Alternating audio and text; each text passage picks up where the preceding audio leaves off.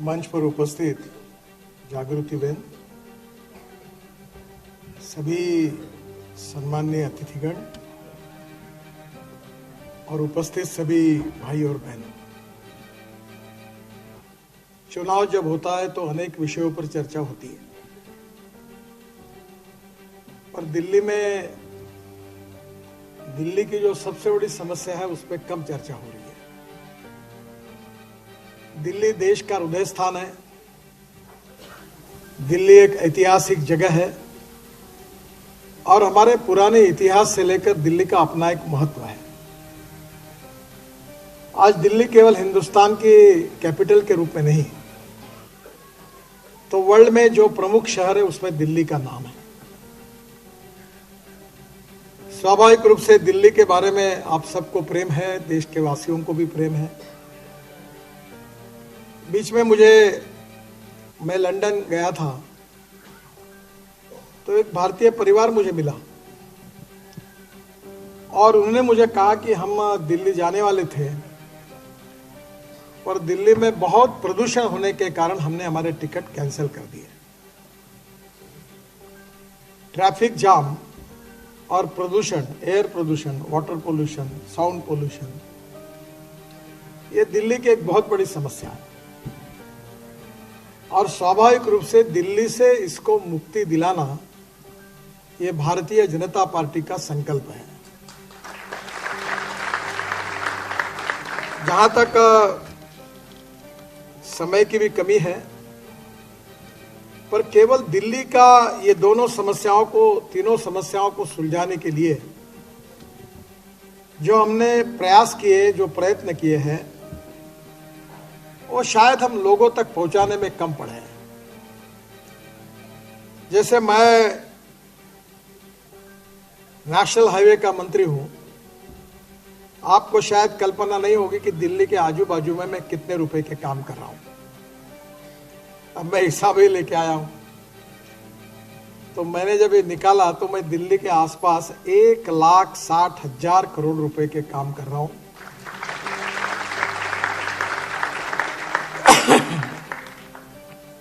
जिससे कुछ काम पूरे हुए हैं, कुछ शुरू हुए और कुछ शुरू होने के प्रक्रिया में है। सबसे पहला काम यह था कि पंजाब, हरियाणा, उत्तराखंड, हिमाचल, कश्मीर, यहां से जितना ट्रैफिक आता था वो दिल्ली के बीच में से गुजरते हुए फिर यहां से राजस्थान होकर, गुजरात होकर, महाराष्ट्र होकर फिर साउथ इंडिया जाता था। हमने पहला काम किया जिसके लिए दिल्ली की सरकार को, उत्तर प्रदेश की सरकार को, हरियाणा की सरकार को 50-50% उसके लिए कंट्रीब्यूट करना था। पर जब विवाद हुआ, उन्होंने पैसे नहीं दिए, तो मैंने कहा छोड़ दो, हम अपने पैसे से कर लेंगे। आपको याद होगा कि पुराने समय सुप्रीम कोर्ट में एक मामला गया था और भूरेलाल जी की कमेटी बनी थी और सुप्रीम कोर्ट इसके रिव्यू लेते थे, पर यह मामला कोई आगे नहीं जा रहा था। जब मैं मंत्री बना तब ये अटका हुआ था। आज पहली बार हमने दिल्ली में वेस्टर्न पेरिफेरियल और ईस्टर्न पेरिफेरियल ये पहला एक्सप्रेस हाईवे पूरा किया है और जिसके कारण अब पंजाब, हरियाणा, उत्तराखंड, हिमाचल का कोई भी ट्रैफिक डायरेक्ट दिल्ली के बाहर जाता है, दिल्ली के आना बंद हो गया। दूसरा जो था, वो रोड पे मुझे भी कभी जाने का मौका मिला। वैसे दिल्ली की ज्योग्राफी में कम जानता हूं, पर बद्रीनाथ, केदारनाथ, हरिद्वार, देहरादून जाने के लिए दिल्ली मेरठ हाईवे से जाना पड़ता था। अब थोड़े पुराने दिन, 3 साल पहले के याद करिए, कैसा रोड था, कैसा ट्रैफिक था। अभी मैं मेरठ गया था तो मेरठ के लोगों ने मुझे कहा कि पहले जाने के लिए हमको 4 घंटे लगते थे, अब हम 40 मिनट में जा रहे हैं। तो मुझे बता रहे थे कि आजकल हम कैनॉट प्लेस में आइसक्रीम खाने के लिए मेरठ से दिल्ली आते हैं। ये हमने पूरा किया। फिर एक दिन मैं हरियाणा में गुड़गांव में एक कार्यक्रम में था, तो मनोहर लाल जी ने कहा एक 10-15 किलोमीटर का रोड है, अटका हुआ है, दिल्ली सरकार और हमारे बीच में आप पूरा कर दो।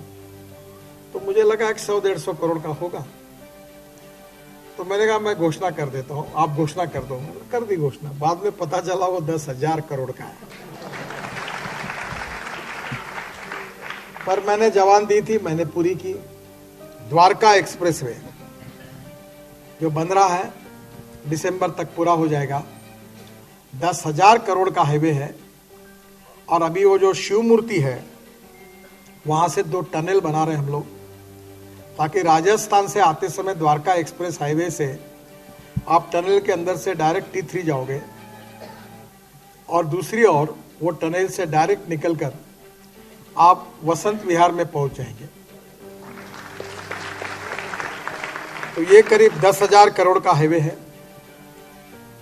फिर अभी दिल्ली से हरिद्वार देहरादून 3 घंटा 3.25 घंटा में हो रहा है, और अब नया रोड हम बना रहे हैं, वो दिसंबर तक पूरा हो जाएगा। वो दिल्ली से देहरादून एक्सप्रेसवे 12,000 करोड़ की लागत का 210 किलोमीटर नया रोड बन रहा है अक्षरधाम से। और केवल दिल्ली से देहरादून 2 घंटे में, दिल्ली से हरिद्वार 2 घंटे में, दिल्ली से मेरठ 40 मिनट में, दिल्ली से जयपुर 2.5 घंटे में दिसंबर के पहले, दिल्ली से चंडीगढ़ 2.5 घंटे में, दिल्ली से अमृतसर 4 घंटे में, दिल्ली से कटरा 6 घंटे में, और दिल्ली से श्रीनगर 8 घंटे में, और दिल्ली से मुंबई 12 घंटे में। तो इसी साल दिसंबर के पहले ये रोड पूरे हो जाएंगे। दिल्ली अमृतसर कटरा ये करीब 40,000 करोड़ का 670 किलोमीटर है, जिसका काम काफी हो गया है। और दिल्ली से देहरादून भी नया रोड बन रहा है, ये दिसंबर तक ये भी पूरा हो जाएगा। अब कम से कम ये 6 तो एक्सप्रेस हाईवे हुए। बाद में जो हमारा द्वारका एक्सप्रेस हाईवे, वो 30 किलोमीटर का 8 lane access control express highway है, ये भी दिसंबर तक पूरा करने का हमारा प्रयास है। और एयरपोर्ट के अंदर से जो टनल बनेगी, उससे जो गुड़गांव के रोड से आप जाते हैं, उसमें काफी बड़े प्रमाण पर राहत मिलेगी। ये जो दिल्ली के देहरादून के बारे में, मैं अभी उत्तराखंड के चुनाव में जब प्रचार में गया था मुख्यमंत्री जी के, तो मुझे बता रहे थे कि हमारे यहाँ रोज देहरादून में दिल्ली से 10 फ्लाइट आती है, और ये कितना इम्पोर्टेंट है वो मुझे समझा रहे थे। मैं जब खड़ा हुआ तब मैंने उनको कहा चिंता मत करिए, दिसंबर के बाद एक भी फ्लाइट दिल्ली से देहरादून नहीं आएगी। मैं जब महाराष्ट्र में मंत्री था, तो मुंबई और पुणे के बीच में 8 फ्लाइट चलती थी जेट एयरवेज में, पर जब हमने मुंबई पुणे एक्सप्रेस हाईवे बनाया, सब फ्लाइट बंद हो गई। अब दिल्ली से देहरादून 2 घंटे में जाएंगे रोड से। अगर एयरपोर्ट जाएंगे तो जाने के लिए 1 घंटा, वहां रुकने के लिए 1 घंटा, फिर फ्लाइट में जाने के लिए 1 घंटा, और फिर घर जाने के लिए 1 घंटा, तो 4 घंटे लगेंगे। और ये हाईवे से गए तो 2 घंटे में पहुंच जाएंगे, तो कौन जाएगा? तो बहुत ही ऐसी है कि जिस प्रकार से रोड नेटवर्क खड़ा हो रहा है, इससे हमारी डेवलपमेंट काफी बड़े प्रमाण पर होगी। मैं विशेष रूप से आपको ये बताना चाहूंगा कि हाईवे केवल निर्माण नहीं होता। मैं अमेरिकन प्रेसिडेंट जॉन कैनेडी, इनके एक प्रसिद्ध वाक्य को अपने ऑफिस में मैंने लिख कर रखा है। तो जॉन कैनेडी ने यह कहा था कि American roads are not good because America is rich, but America is rich because American roads are good. अगर देश का विकास करना है, और जो प्रधानमंत्री जी का सपना है $5 ट्रिलियन की इकोनॉमी बनाना, आत्मनिर्भर भारत बनाना, तो उसमें सबसे आवश्यक 4 चीजें, water, power, transport and communication. ये 4 बातें अगर देश में नहीं होगी तो इंडस्ट्री नहीं आएगी, कैपिटल इन्वेस्टमेंट नहीं आएगी, इंडस्ट्री और इन्वेस्टमेंट नहीं आएगी तो रोजगार निर्माण नहीं होगा, और रोजगार निर्माण नहीं होगा तो गरीबी दूर नहीं होगी। और इसलिए हमारे देश को सुपर इकोनॉमिक पावर बनाने के लिए हमें निश्चित रूप से हमारे रोड इंफ्रास्ट्रक्चर को अच्छा करना होगा। दिल्ली में पोल्यूशन की समस्या भी बहुत गंभीर है। बीच में सुप्रीम कोर्ट के चीफ जस्टिस ने मुझे भी आमंत्रित किया था, इसके ऊपर मैंने एक किताब लिखी है। और दिल्ली में सबसे बड़ा कारण समस्या का जो है पराली जलाते हैं। मैं ट्रांसपोर्ट मंत्री हूं और मैंने ये तय किया कि इस देश से पेट्रोल और डीजल को हटाना है। ये कठिन है पर असंभव नहीं है, और इसलिए मैं 2004 से अल्टरनेटिव फ्यूल पे काम करता हूं। ये जो पराली हरियाणा, पंजाब और उत्तर प्रदेश में जलती है, जिसके कारण दिल्ली में प्रदूषण होता है, उस पराली से पानीपत में हमने बहुत बड़ा प्लांट लगाया है, जो पराली से 1 लाख लीटर बायो इथेनॉल बनाता है और 150 ton per day bio bitumen बनाता है। अभी CSR और सेंट्रल रिसर्च ऑर्गेनाइजेशन ने मुझे प्रेजेंटेशन दिया है, मैं जल्दी ही महीने भर में उसको लॉन्च कर रहा हूं। ये ट्रैक्टर मोल्डेड यूनिट है जिसमें पराली से बायो बिटुमिन तैयार होगा 70% और 30% ऑर्गेनिक कार्बन तैयार होगा। ऑर्गेनिक कार्बन इतना इंपॉर्टेंट है मेरे पास है पानी कि ऑर्गेनिक कार्बन, मैं किसान हूं, जहां 0.20 होता है वहां 30 टन गन्ना होता है एकड़ में, और जहां 0.80 होता है वहां 100 टन होता है। और इसलिए ऑर्गेनिक कार्बन ये जमीन की आवश्यकता है। मैं 2 थ्योरी जो है वो लगातार बात करते रहता हूं। पहली थ्योरी और पहली फिलॉसफी है knowledge as a power. Innovation, entrepreneurship, science, technology, research, skill and successful practices. We name it as knowledge. And conversion of knowledge into wealth is the future. जो हम लोग कर रहे हैं। हिंदुस्तान ऐसा देश है कि सबसे ज्यादा youngest talented engineering man power हमारे देश में है।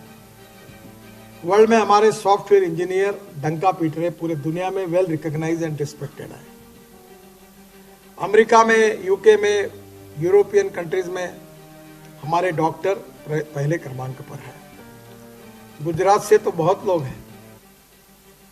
मैं कल गुजरात में था प्रचार सभा में अहमदाबाद में, तो सब पटेल ही थे स्टेज पर।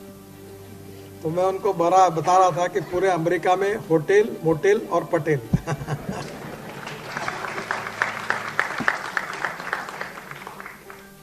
तो आज हमारे देश के लोगों ने दुनिया में बहुत बड़ा काम किया है, और इसलिए मैं आपको ये बताना चाहता हूं कि ये जो यंग टैलेंटेड मैन पावर है, उसमें इनोवेशन और रिसर्च के साथ हिंदुस्तान सुपर इकोनॉमिक पावर बन सकता है। और दूसरी जो फिलॉसफी है, no one is waste, no material is waste, it is depending upon the appropriate technology and the vision of the leadership that you can convert waste into wealth. और इसीलिए आज हम लोग काम कर रहे हैं कि पराली से हमने बायो CNG और बायो LNG बनाया।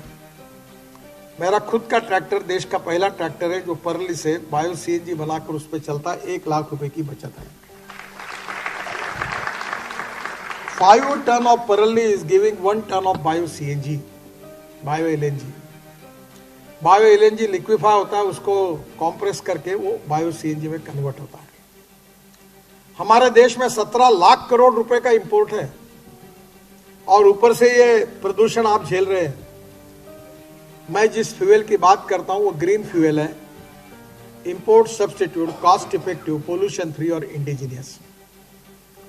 और एक तरफ पराली हमारे लिए नुकसानदायी है, और दूसरी तरफ हम पराली में वैल्यू एडिशन कर सकते हैं। ये वेस्ट टू वेल्थ वाली थ्योरी है। मैं नागपुर मेरी पार्लियामेंट्री कॉन्स्टिट्यूंसी है। 7 साल पहले मैंने मेरे कॉन्स्टिट्यूंसी में टॉयलेट का पानी बेच दिया। कैन यू इमेजिन कि टॉयलेट का पानी बेचने के बाद हमें कितने पैसे मिलते हैं 7 साल से? टॉयलेट का पानी बेचने से हमको 7 साल से 325 करोड़ रुपए साल की रॉयल्टी मिल रही है टॉयलेट की। मैंने बहुत कोशिश की कि ये जो गाजीपुर में हमारी आपकी जो कचरे की टेकड़ी है उसको खाली करके मैं दिल्ली मेरठ हाईवे में डालना चाहता था, पर उसको सेग्रीगेट कौन करेगा, इसी पे इतना विवाद हुआ। आखिर तंग होकर एक दिन मैंने प्रयास करना छोड़ दिया। और इसीलिए waste to wealth and knowledge to wealth ये बहुत इंपॉर्टेंट है।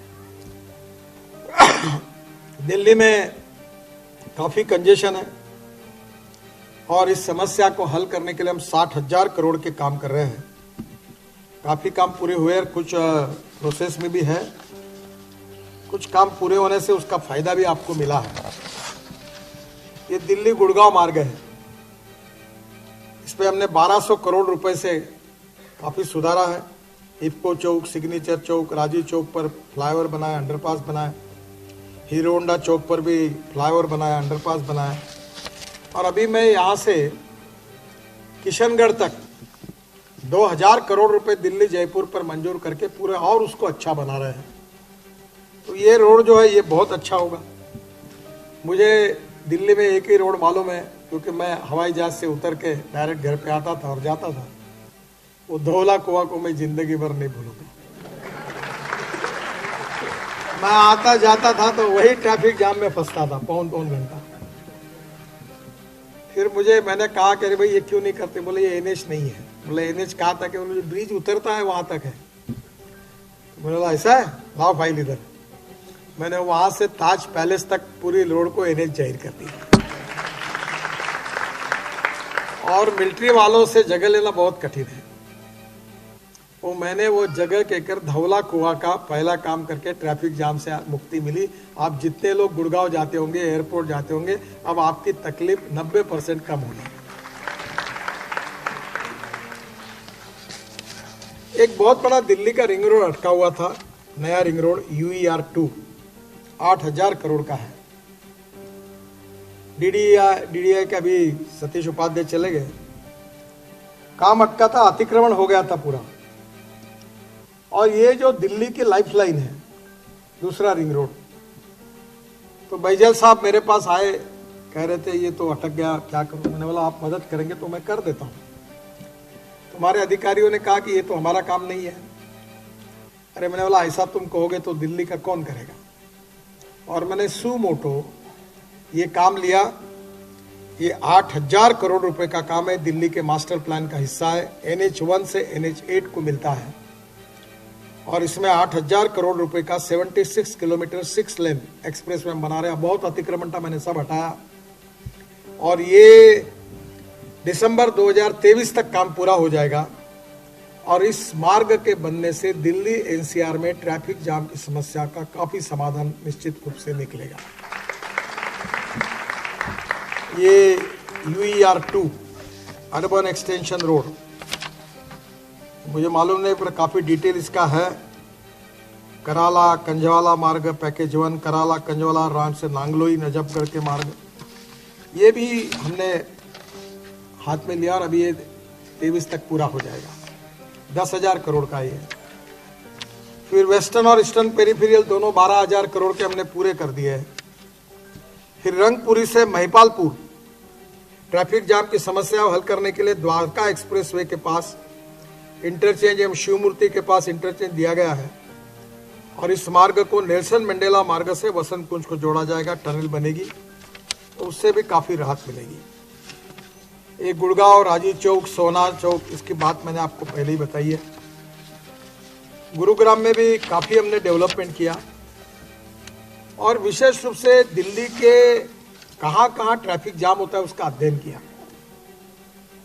ये जेवर एयरपोर्ट है, उसके कनेक्टिविटी के लिए दिल्ली मुंबई एक्सप्रेसवे से जोड़ने के लिए दिल्ली में DND से फरीदाबाद बल्लभगढ़ बाईपास होकर जेवर तक हम 1000 करोड़ रुपए की लागत से एक 32 किलोमीटर 6 लेन ग्रीनफील्ड मार्ग बना रहे हैं। ये भी काम हमारा अगस्त 2022 तक अवार्ड हो जाएगा। दिल्ली से सोनीपत, दिल्ली से गोना होकर सोनीपत तक 2000 करोड़ की लागत से 40 किलोमीटर 4 लेन मार्ग बनाया जा रहा है। जैसे दिल्ली अंबाला जालंधर मार्ग डिकंजेस्टेड हो जाएगा और पश्चिमी पंजाब से मेरठ तक सीधा छोटा रास्ता हो जाएगा। यह काम भी 2023 में पूरा हो जाएगा। दिल्ली से पानीपत, ये भी काम अटका हुआ था। दिल्ली के मुकरवा चौक से पानीपत तक ये 2500 करोड़ का 70 किलोमीटर 8 लेन सड़क है। काफी काम पूरा हुआ है, बीच में अटका था और ये कार्य 2023 तक पूरा हो जाएगा। मैं जब वाटर रिसोर्सेस मंत्री था तो मैंने दिल्ली के लिए 6000 करोड़ रुपए के प्रोजेक्ट्स दिए, 6 प्रोजेक्ट्स। तब हम नमामि गंगा में काम कर रहे थे। करीब नमामि गंगा में 28,000 करोड़ के प्रोजेक्ट पर हमने काम शुरू किया।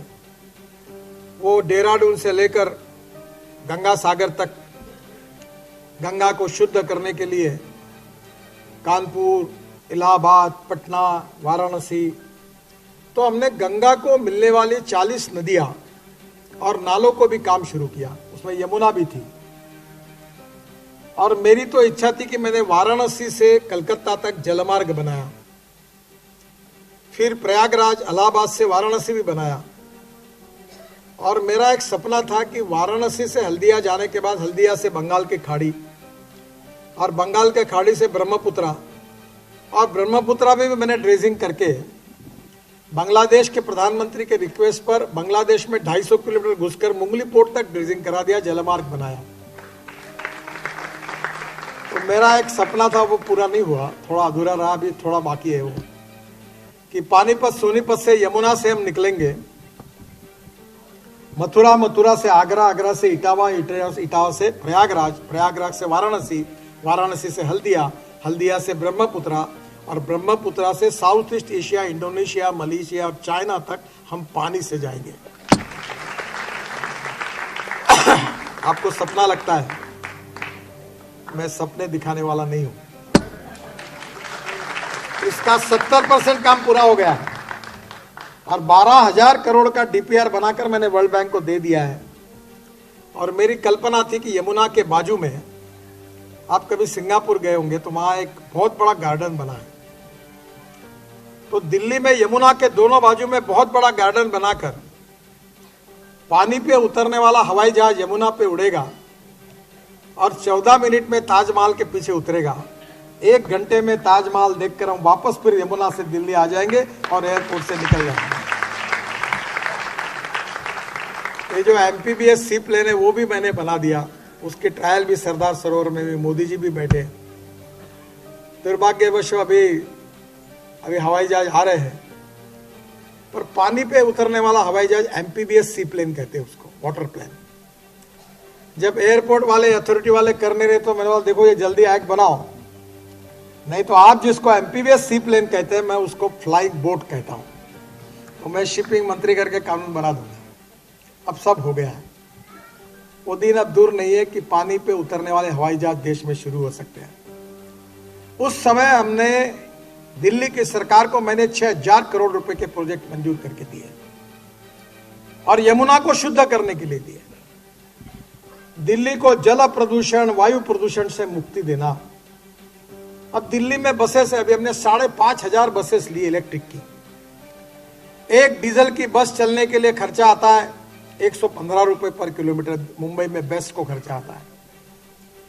और हमारी इलेक्ट्रिक बस, एयर कंडीशन बस को 41 रुपीज पर किलोमीटर और नॉन एसी को 39 रुपीज पर किलोमीटर। हमने तय कर दिया कि पूरे गरीब लोगों को एयर कंडीशन बस में घुमाओ और टिकट रेट 25% कम कर दो तो ही कोई नुकसान नहीं होगा और सब पैसेंजर खुश हो जाएंगे। और दिल्ली से शिमला, दिल्ली से चंडीगढ़, दिल्ली से जयपुर एयर कंडीशन बसें शुरू हो जाएगी। अब वो दिन दूर नहीं है, मैं ही ट्रांसपोर्ट मंत्री हूं। मैंने मुंबई में डबल डेकर इलेक्ट्रिक बस को लॉन्च किया है और अभी मैंने सब कंपनी वालों को कहा है कि अब double decker AC luxury coach लाओ ताकि लोग सोकर, बिजनेस क्लास जैसे सोकर और स्टेट ट्रांसपोर्ट का जितना टिकट है उतने पैसे में जा सकेंगे। ऐसी व्यवस्था करने की हमारी इच्छा है। हमने इलेक्ट्रिक लाई। मैं जब आता था तो पत्रकार मुझे पूछते थे चार्जिंग कैसा हुआ, गाड़ी बंद होगी तो क्या होगी। अब कोई नहीं पूछता। अब टाटा की इलेक्ट्रिक कार के लिए 1 साल की वेटिंग लिस्ट है। इलेक्ट्रिक स्कूटर आई, इलेक्ट्रिक ऑटो रिक्शा आई, इलेक्ट्रिक बस आई, इलेक्ट्रिक कार आई। अभी मैंने फ्लेक्स इंजन के ऊपर भी कार लाई है, जो किसान अन्नदाता नहीं ऊर्जादाता बनेगा। इस देश में 16 लाख करोड़ का पेट्रोल डीजल इंपोर्ट नहीं होगा तो आत्मनिर्भर भारत के लिए इस देश का किसान, इस देश की एनर्जी, इस देश की फ्यूल को पैदा करेगा। वो दिन अब दूर नहीं है। आपके पेट्रोल में 20% इथेनॉल डाला जाता है। अब मेरे घर पर गाड़ी है जो टोयोटा कंपनी की है, कैमरी। वो इथेनॉल का रेट 60 रुपए, पेट्रोल का रेट 120 रुपए, और वो 40% बिजली तैयार करती है। यानी पेट्रोल का रेट 20 रुपए लीटर से जो एवरेज मिलेगा वो समझो। और अगले दिसंबर में पूरे company Mercedes, BMW, Maruti Suzuki, Toyota सबकी गाड़ियां किसानों ने तैयार किए हुए इथेनॉल पर चलेगी। गन्ने के जूस से इथेनॉल बनेगा, मोलाइसेस से इथेनॉल बनेगा, ब्रोकन राइस और मक्के से इथेनॉल बनेगा। ये ग्रीन फ्यूल है, प्रदूषण मुक्त है, सस्ता भी है, कॉस्ट इफेक्टिव है और प्रदूषण भी कम होगा। इतना ही नहीं तो मैं हाइड्रोजन की गाड़ी लाना है, मेरे घर पर है। हाइड्रोजन 3 प्रकार का होता है। एक ब्लैक हाइड्रोजन जो कोयले से बनता है, ब्राउन हाइड्रोजन जो पेट्रोलियम से होता है, और जो गंदा पानी है और जो गाजीपुर का जो कचरा पड़ा हुआ है उसको सेग्रीगेट करके उससे मीथेन निकालकर उससे इलेक्ट्रोलाइजर, हमारा देश वर्ल्ड का पहले नंबर का देश है जो सबसे ज्यादा इलेक्ट्रोलाइजर तैयार करता है। और ये सॉलिड वेस्ट को सेग्रीगेट करने के लिए रूफ टॉप सोलर होगा। 70% पावर उसी की है और वो दिन अब दूर नहीं। मेरे पास तो गाड़ी है, जल्दी आपके पास भी आ जाएगी कि आपके यहाँ पानी से हाइड्रोजन तैयार होगा और उसके ऊपर आपकी गाड़ी चलेगी, ट्रक चलेगी, बस चलेगी, हवाई जहाज चलेगी और रेलवे चलेगी। वो दिन अब दूर नहीं। तो हमें कोई एनर्जी इंपोर्ट करने की जरूरत नहीं, हम एनर्जी एक्सपोर्ट करने वाला देश बनेंगे, आत्मनिर्भर भारत बनेंगे। The most important problem in Delhi is जल प्रदूषण, वायु प्रदूषण। और इसलिए हमने इसके लिए जितना होमवर्क किया है, चाहे ट्रांसपोर्ट के फ्यूल में हो, चाहे इंफ्रास्ट्रक्चर के डेवलपमेंट में हो, और यमुना के इसमें तो मैं चाहता था कि कम से कम 700 हेक्टेयर का वर्ल्ड का सबसे बड़ा गार्डन बने। और उस समय बैजल साहब और मैंने बैठकर आर्किटेक्ट भी अपॉइंट किया था। इसलिए दिल्ली को प्रदूषण से मुक्ति दिलाना, ट्रैफिक जाम से मुक्ति देना। और एक बात, मेरी और एलजी साहब से बात हुई थी और केजरीवाल को भी मैंने कहा था कि दिल्ली के जितने होलसेल मार्केट्स हैं, हमारे पेरिफेरल रोड के बाजू में कपड़े के मार्केट, सब मार्केट उधर ले जाएंगे तो दिल्ली में ट्रैफिक जाम से मुक्ति मिलेगी। दिल्ली में ट्रक ही नहीं आएंगे। 7 जगह 8 जगह कंटेनर दिल्ली के अंदर आते हैं। 8 जगह पर ये रोड को एक्सिस है जहां से रेलवे जाती है, वो बाहर के बाहर कंटेनर रुकेंगे और डायरेक्ट पंजाब हरियाणा उधर जाएंगे। दिल्ली आने की जरूरत नहीं। तो दिल्ली में एक्सीडेंट्स भी कम होंगे, प्रदूषण भी कम होगा और ट्रैफिक जाम भी कम होगा। और इसलिए दिल्ली को सही अर्थ में अगर विकास करना है, प्रदूषण से मुक्ति देनी है, तो ये कौन कर सकता है काम? अगर ये काम अगर आपको करना है, ये सब सपना पूरा करना है, तो एक ही उपाय है कि महानगर पालिका से लेकर राज्य सरकार से लेकर भारत सरकार तक एक पार्टी और मोदी जी के नेतृत्व में भारतीय जनता पार्टी की सरकार आई है। अगर आएगी तो 100% ये सब प्रॉब्लम सॉल्व हो जाएंगे। ये वचन देने के लिए मैं आपके पास आया।